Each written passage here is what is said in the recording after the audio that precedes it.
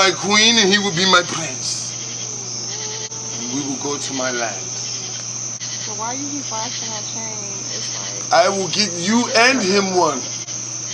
Hello and welcome to another day in paradise, and welcome to another edition of the Unapologetic Negropian. In today's video, JT, the bigger figure, has been a massive inspiration to his fans over the years. He has picked up his family and done what most other entertainers have not done.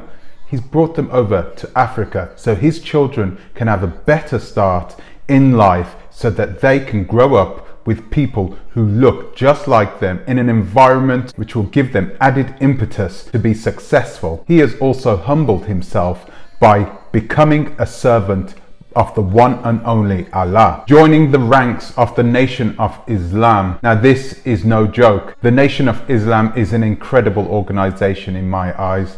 These are people that have taken Islam away from people who don't deserve it. Those of you who study and who worship Allah, well, you know as well as I do the beauty that Islam has and gives to its people and to its worshippers. However, many people who convert to Islam always get one part of the religion wrong.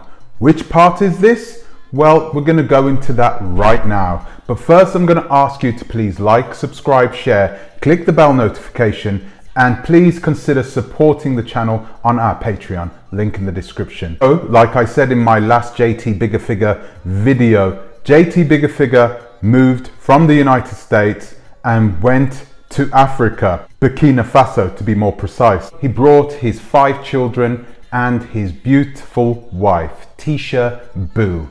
That is her nickname. I don't know her real name, but even if I did know her real name, I think we'd still refer to her as Tisha Boo because I like Tisha Boo. They seem to have a solid relationship. And of course, when you have 5 children, you need to keep everything as healthy as possible within that relationship. However, I hate saying however. Every time I say however, I know some crap is going to come up.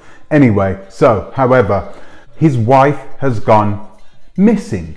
We haven't seen her on our screens for the past year. She hasn't graced the screens of Trapflix since March 2020. So a lot of people have been asking, well, where is she? What's wrong? What has happened to her? Well, rumors were swirling that she had left Burkina Faso and she had taken off back to the United States. Now, this wouldn't be a problem, but she had left her 5 children in the care of JT Bigger Figure, who I'm sure is a great father. But really? I mean, what kind of mother would do that? What kind of mother would leave 5 children in the care of her father to fly 6,000 miles back to the United States? I don't know any mother that would do something like that. So we have to hypothesize that the reason why she would go back to the United States must have been circumstances so extreme that they pushed her and the relationship between her and JT Bigger Figure to the very limit. So what happened? What happened? What did JT Bigger Figure do which made her pack up her things and go back to the United States? Now, of course, what comes with money and fame, well, come the women, of course. And a lot of guys struggle with this part of being rich and famous. And JT, the Bigger Figure, I think he fits into that group of people who cannot think with his head at times, but needs to think with what's between his legs. There are a whole plethora of very beautiful women that I saw when going through his Dirt on Boots series, which is a drama series that he produces, that he puts on Trapflix. Now, one of the women that appeared on his show, a beautiful African woman, was pregnant. Now, rumors were swirling once again that JT Bigger Figure was having an extramarital relationship with a woman in Africa, but nobody really knew who she was. Can you actually call it an extramarital relationship? That's a big question, because he's a Muslim, he's a practicing Muslim apparently, and practicing Muslims of certain sects of Islam can and will and do practice polygamy in their relationships. Now, regardless of what you may think, if you are a woman who was brought up in the West, most women who have been married in a relationship, in a Western style relationship where you believe in Christianity, being in a monogamous relationship with one another, transferring that monogamous relationship into polygamous relationship is always going to be difficult, especially when you're the person in the relationship that is on the receiving end. So JT, Bigga Figga, was involved with another woman.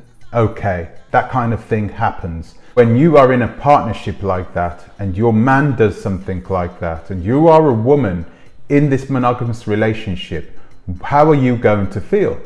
Of course, you're going to feel like you've been betrayed by this man. Even if you grant him the ability to do this type of thing, you will still feel bad about it. So the word is that he was in a relationship with a woman, and this woman's father was one of the chiefs of a village in Burkina Faso. He was quite a powerful man. Now, this is where things get a little weird, okay? Because apparently JT Bigga Figga got this woman pregnant, and this woman kept the child. She, of course, told her father about the relationship she was having with JT, and the father gave JT and his daughter his blessings. When the father found out that JT had impregnated his daughter, him and his consorts put pressure on JT to form a more meaningful relationship. I'm not sure whether it was marriage or whatever it was, but they put pressure on him to keep him in the chiefdom. Now, of course, word of this had gotten back to JT Bigga Figga's wife, and she, of course, was not happy.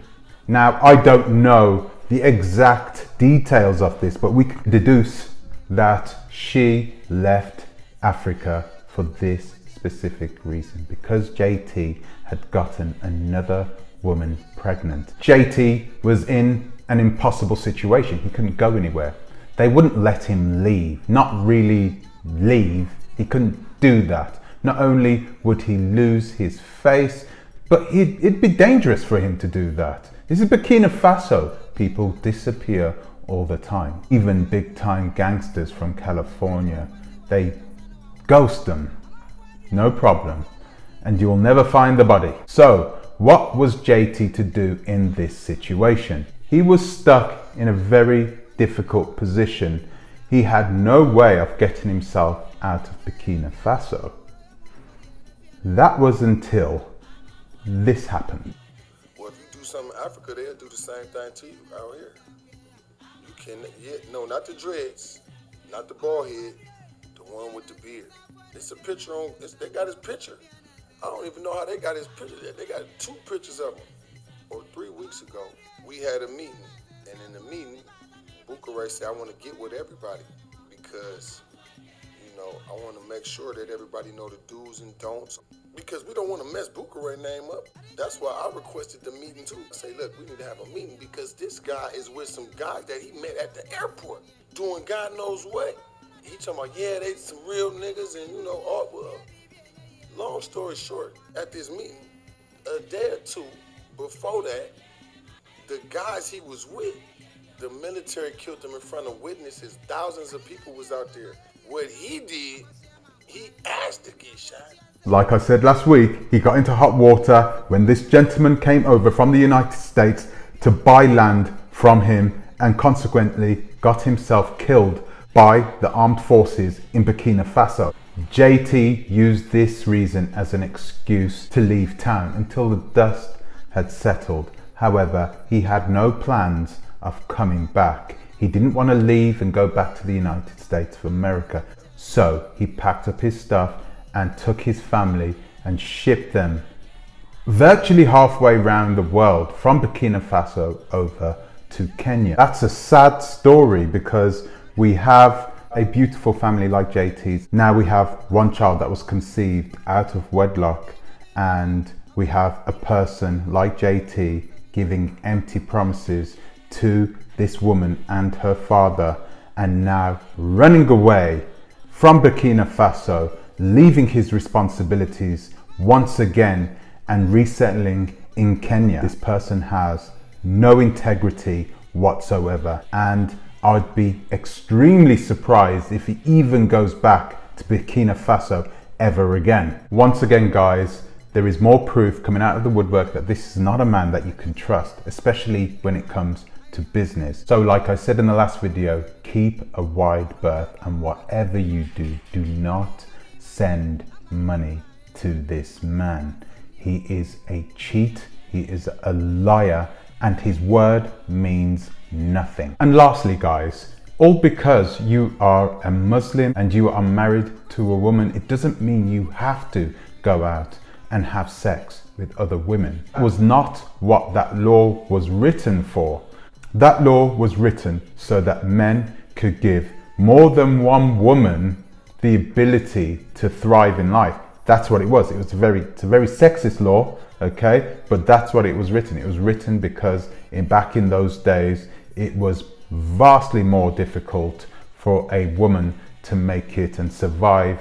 So they gave that blessing to men so that they could go out and take more women and give them security, give them peace, give them a home, you know, bring them up within a household, procreate and have children, and also have more children in a family setting. But that's the reason the law was given. It wasn't so that you could think with what was in between your legs and put it in places where you shouldn't, behind your wife's back.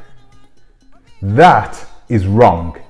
In any case, even in the Quran, that is wrong. You cannot do that, and it's no excuse that you are a Muslim. So have any of you guys ever been scammed by JT? Maybe you bought shares from him in the past. Please send me an email on tuntalks@gmail.com. That is tuntalks@gmail.com. It has been off for the last week because my inbox was full, so I'm going to clean it out now. You can send it. I promise you I will get it, I will receive it, and I will reply to every single email, guys. So please give me a chance. I will get to you. That's all I have for you for today. Thank you for watching. Thank you for subscribing. I'd like to give an extra special thank you to my Patreons, and I will see you in the next one. Until the next time, please think twice. Ta-ra a bit.